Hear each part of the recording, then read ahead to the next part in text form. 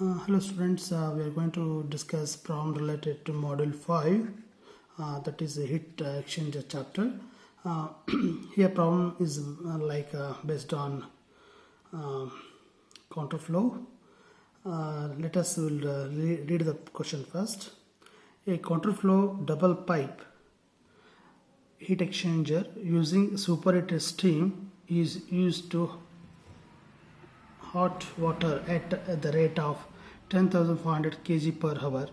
The steam enters the heat exchanger at 180 degrees centigrade and leaves at 130 degrees centigrade. The inlet and exit temperature of the waters are 30 degrees centigrade and 80 degrees centigrade respectively. If overall heat transfer coefficient from the steam of the water is 814 watt per meter square degree centigrade, calculate the heat transfer area and what would be the increase in area if the fluid flows were parallel. Okay, so the first question is fully based on counterflow type of heat exchanger, and we are going to find out the area. For the same case, if it is flow with parallel, then what would be? That is the question. Okay, let us discuss step by step. And here, before solving the problem, we should write what are the given data given the problem. We'll write. So given data. So here the given data is mass of the water flow rate is given. That is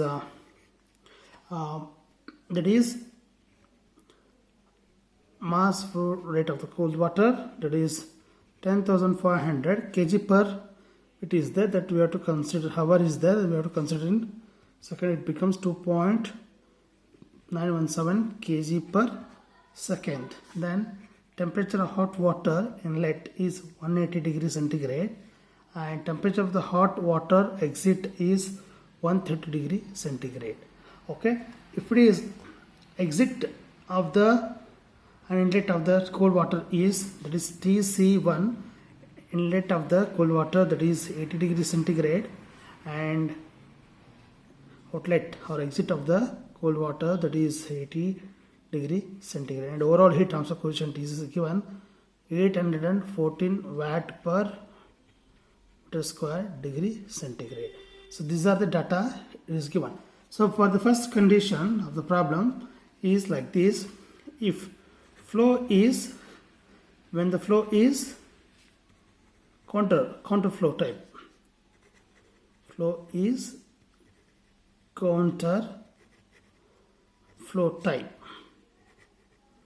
So we can use that equation for the counter type, the LMTD equation, theta 1 minus theta 2 divided by ln of theta 1 divided by theta 2. You know that equation.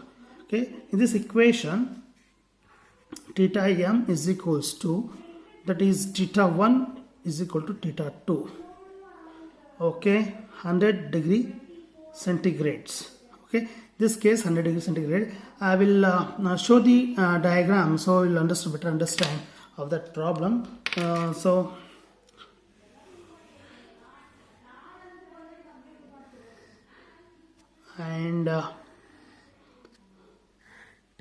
both case will draw it once again. For this problem, we can show that the counterflow type. The counterflow type means there are heat exchanger structure like this.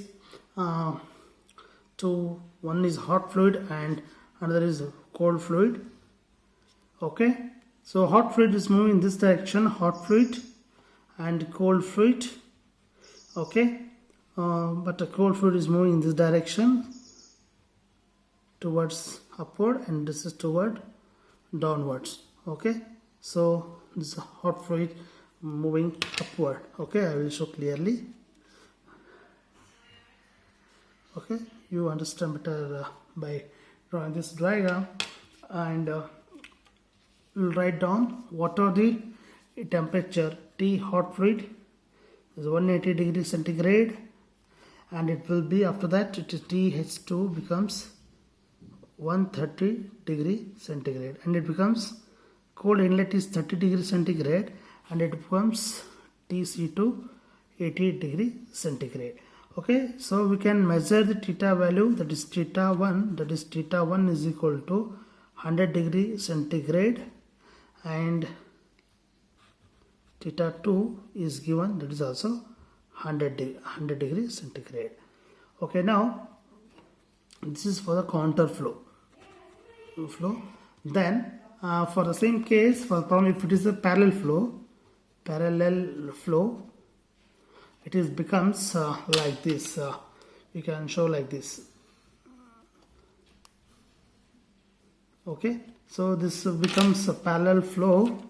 So when the problem has some other way, so initially it is in the counter flow, later it becomes parallel flow. So then what would be the conditions that we have to find out? This theta 1 and theta 2.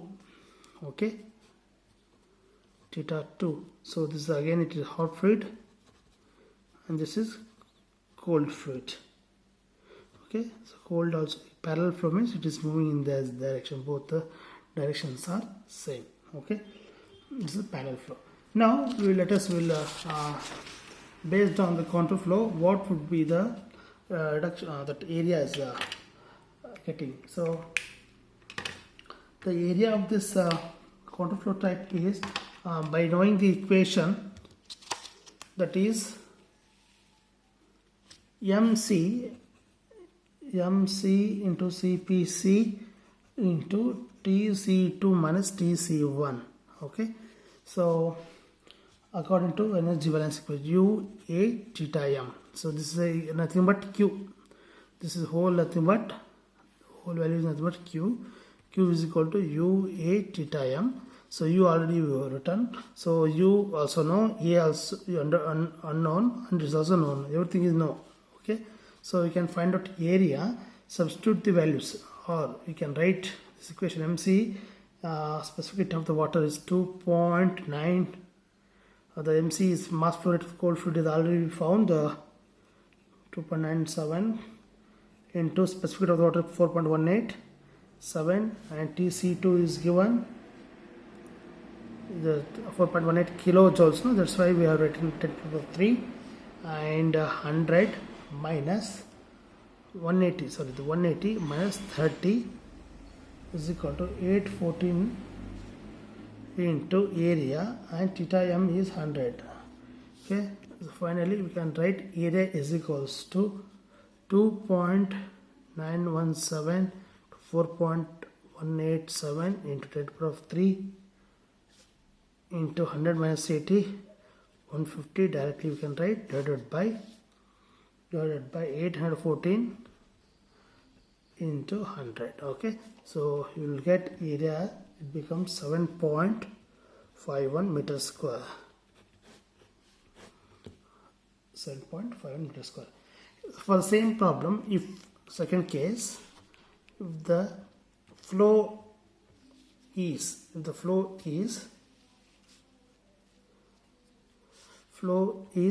parallel, then you can use that equation. Theta M is equals to theta 1 minus theta 2 divided by ln of theta 1 minus divided by theta 2. This is the parallel flow condition. So here you can write TH1 minus TC1, TH2 minus TC2. It's the condition, and ln of theta 1 TH1 minus TC1 divided by TH2 minus TC2.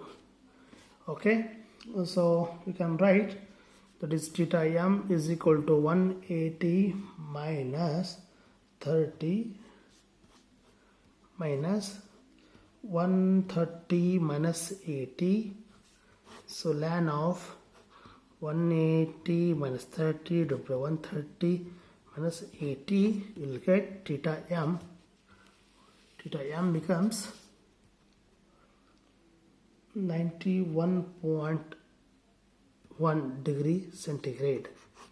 Theta 1M. Okay, 91 degree centigrade. So now again use that formula, Q is equal to U A theta M. Again use that formula. Again MC into CPC into TC2 minus, correct, that is TC2 minus TC1 is equal to U A theta M. So unknown is unknown, but everything is known. This is what we are going to find out. Substitute area MC CPC TC2 minus TC1 divided by U into theta M. MC is already 2.917 4.187 to 10 power of 3 minus 150, that is 180 minus 30, that is